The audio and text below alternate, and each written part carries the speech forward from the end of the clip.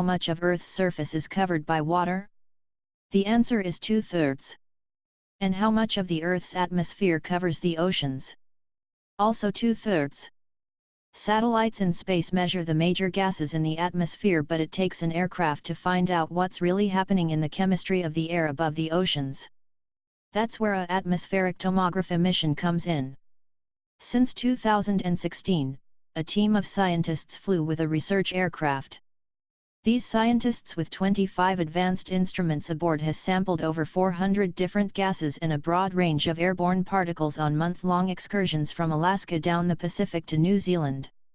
The scientists then over to South America and up the Atlantic to Greenland, and across the Arctic Ocean. In theory, the atmosphere above the ocean is where to find the cleanest air on the planet.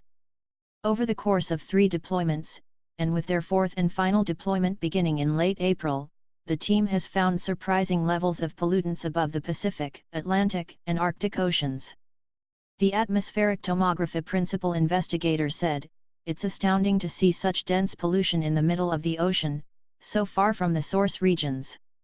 This is when recalling their flight up the center of the Atlantic and their stop at Ascension Island halfway between Africa and South America, just south of the equator. The team were stunned to find themselves in a thick haze of smoke and dust that originated in Africa, thousands of kilometers to the east. The haze had an unappealing yellow-brown hue and was so thick that they couldn't see the ocean.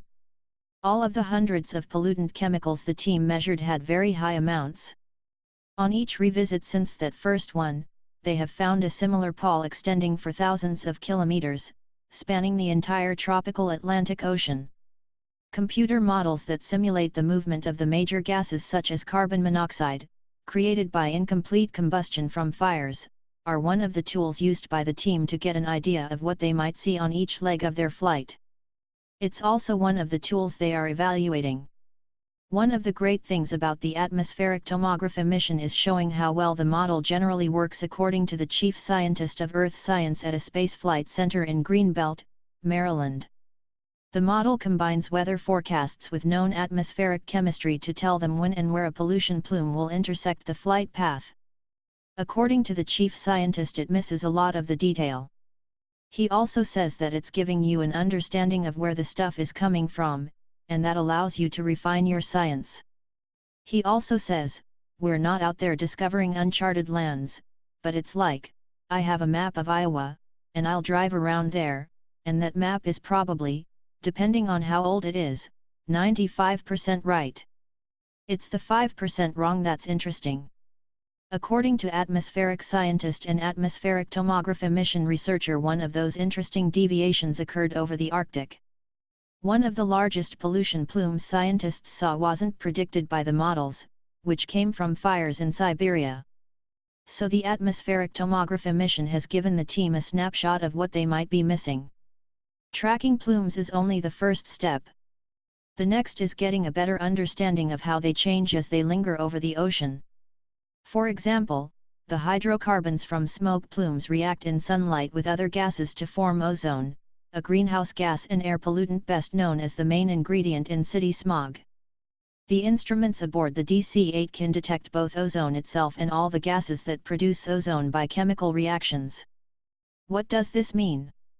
This means that in addition to tracking ozone in plumes from land, the team can also determine how much is produced from other gases over the ocean. The center of the Pacific Ocean is much farther from land than the Atlantic.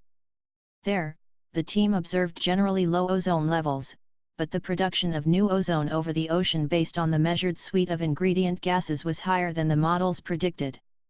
The atmospheric tomography mission deputy project scientist said, "This implies that the remote Pacific is a larger source of tropospheric ozone than we previously understood. It's a preliminary result, and we have yet to analyze whether this produced ozone is natural or related to pollution, but it does mean we'll need to rethink what we believe about how much ozone is produced over the remote oceans, and what that means for the climate and our efforts to reduce ozone pollution on land." The team is investigating the atmosphere above the remote oceans. Above the Atlantic Ocean near Ascension Island, the research team saw haze from African fires during the mission's February 2017 flight.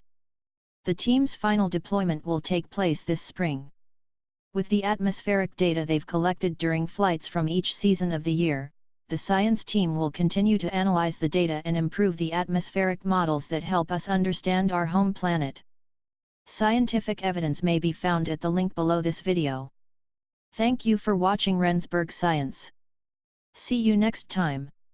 RendsburgEnterprises.com presents the following message.